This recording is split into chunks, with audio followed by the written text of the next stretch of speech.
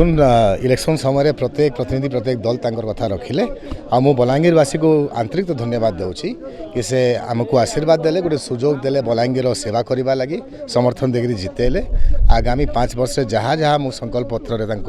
जनई मु संकल्पबद्ध अच्छी से कामटा करने लगी आगामी 5 वर्ष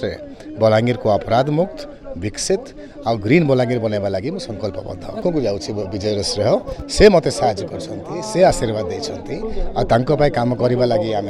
पूरापूरी संकल्पबद्ध अच्छा कहीं बीजेडी सरकार हो ना बीजेपी सरकार ना आउ को सरकार हो आम दायित्व रहा आम सरकार दाबी करवा बलांगीर विकास लगी आ जो दल सरकार हेले भी से बलांगीर विकास करने लगी इच्छा नथिबो कि से माने करने लगी चाहिए ना कि तेणु मोर तो विश्वास हो कि आम जहाँ जहाँ दाबी जहाँ जहाँ संकल्प पत्र जनईछु तार विधानसभा दाबी प्रकाश करवा और जो सरकार थिले भी से सरकार काम आनिक हासिल कर।